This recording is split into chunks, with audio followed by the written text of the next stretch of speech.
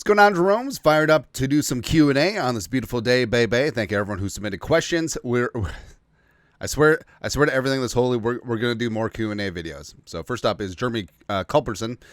I know why Sam Darnold crumbled the last 2 games of the season. It was his mindset. Before the fall, he was just doing his job. After the Packers game, his mindset changed to, I got to lead this team. And Darnold is not a leader of men, but he can do his job very well. Good luck, Seahawks. Now, obviously, in retrospect, you know, that post-Packers game, water shower, locker room going crazy, Kevin O'Connell looking like a proud father. That was the high water mark. That was high tide. You know, from the commercial, they make fun of high tide, except that makes more sense than roll tide. But but Darnold, yeah, that was peak oil. We didn't know. And I've admitted this. Like, after that game, as fired up as we were about the Vikings, and Darnold's like, sign him long term. Like, this is the level you want J.J. McCarthy to reach. But then that it speaks to how bad Darnold was the last 2 games. Now, the Rams game, 9 sacks, 75,000 pressures.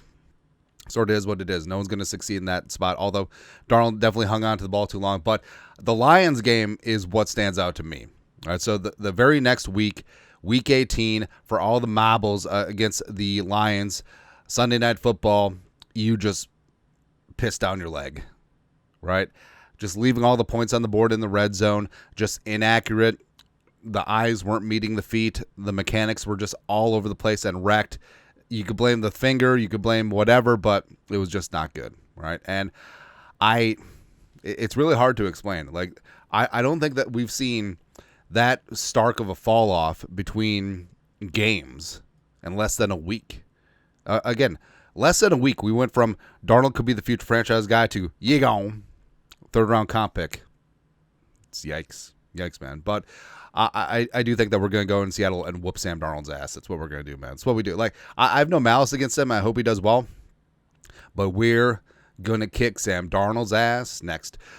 Undisputed.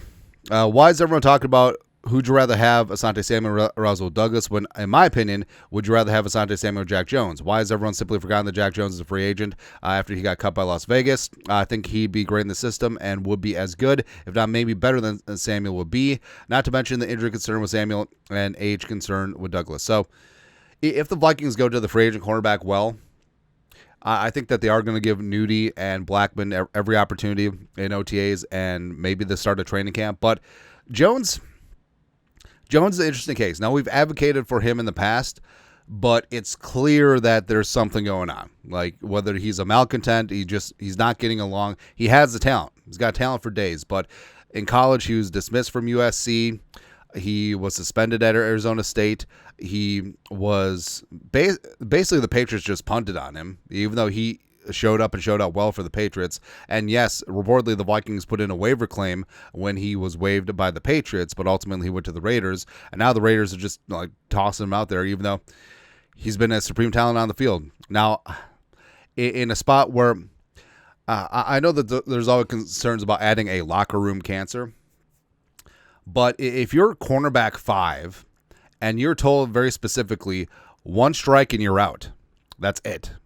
And if you're in a veteran locker room where you have guys like Harrison Smith and Josh Metellus and Byron Murphy Jr., I mean, you're not going to be acting up, because if you do, you're gone, right? So I honestly think that the Vikings locker room could take a guy like Jack Jones, plus work with Flores, work with Durante Jones, 2 coaches that have high standards and aren't going to take any ish.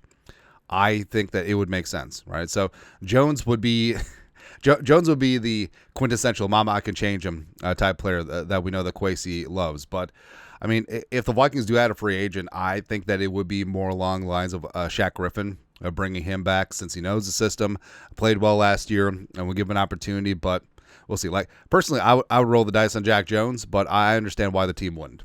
So we'll see. Next. Nailed it. Although Kevin O'Connell and Kwesi don't tank and always try to win, I think that they're really betting on 2026 to be the year, since it's McCarthy's second year. They've also made sure to have a lot of players on contract that year. Checks clipboard pretty good and are familiar with the schemes. Thoughts? So, first question.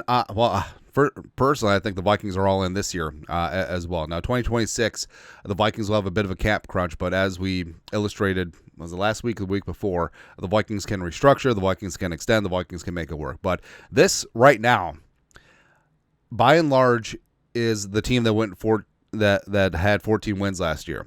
Subbing in J.J. McCarthy for Sam Darnold, which I think is an upgrade long term.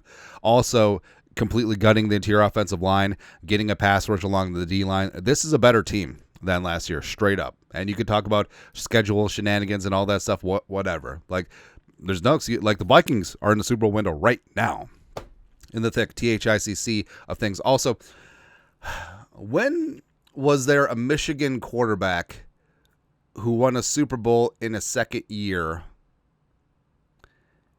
And when was that? I just forget. Memory escapes me sometimes. Yeah. Second part. Also, who do you think would be adding the 2026 draft class? Help with that. Julian Love, a running back from Notre Dame. Let's go. Next. John Q classified. What's going to happen with the tight end room? Hawk and Oliver are the obvious one too, but how does the competition between Bartholomew, Urasek, and Nesbitt play out? So, the three of them are interesting because they're all decent inline blockers. They all don't put up monster numbers in college. So I think that there's more of a lot to work with as a well-rounded tight end, because the Vikings could have gone a pure blocking tight end or a pure receiving move joker type tight end. But basically, they're all in line. And Bartholomew, Urasek, and Nesbitt, even though Bartholomew was drafted, I put them all on equal footing, and I think it'll be a competition for 2 spots between the 3 of them, essentially. Probably 1 out of 53, 1 on the practice squad, and then go from there. But, I mean, the future is wide open, pun intended, because Oliver is in a contract year, as well as Hawkinson. I mean, Hawkinson's contract the Vikings can get out of if he doesn't step up this year. And I think that he will. And I think that Hawkinson is still a top 3, top 4 tight end, and he's not 3 or 4. And Oliver, I mean, is the best blocking tight end in the game. Would love to keep him around long term. But absent that, I mean, the snaps that Johnny Munt got, the snaps that Nick Muse had, both on offense and special teams, they're up for grabs. So I think that those 3 are going to be one of the competitions to watch, because I really think it is 3 players battling out for 2 spots. Lastly, Scott Wren, any chance Cam Akers comes back? Cam Akers is the place to be. I thought he did well last season, and depth-wise could make sense. Cam Akers was ripping off some long-ass runs last year. Like, he had the spark in the Lions game, Week 18, and Cam is a well-rounded 3-down back. The Achilles is good to go. He's great in outside zone. He's a solid receiver out of the backfield, a good pass protector as well. And, again, it's kind of shocking he's not on a 90-man. Now, part of it is the very good running back class, so they're sprinkled around the league. But it's obvious that Kwesi and Kevin O'Connell and Curtis Monkins, they love Cam Akers because they've literally traded for him for 2 seasons in a row. Maybe they're just waiting for him to get on a team, make a roster, and then trade for him before the deadline again. But with Jones and Mason, they're the clear 1-2, 1A, 1B. Chandler in a contract year 4. I mean, Chandler was way behind Akers on the depth chart. And Ty Chandler, whether it's pass protection, whether it's whatever, just can't stay on the field. Xavier Scott, was on the practice squad last year. Trey Stewart was a UDFA from Jacksonville State. Not really much of a receiver or pass blocker. Also, he's only 5'8", but he does have some good movement skills. But overall, if something happens in this running back room, or if the young guys aren't shaping up, or if they want to move on from Chandler, I could easily see Cam Akers back into the fold, because he's the perfect running back 3. He could do everything well. He's reliable, and he's a good teammate. So I wouldn't be shocked if at some point Cam Akers is back with the Vikings, preferably with a trade, just to make it 3 for 3. 3-peat of the Cam Akers trades. But that's it. That's it. Vikings Q&A for this beautiful day. You guys are the best. You know what to do. Skol, production value.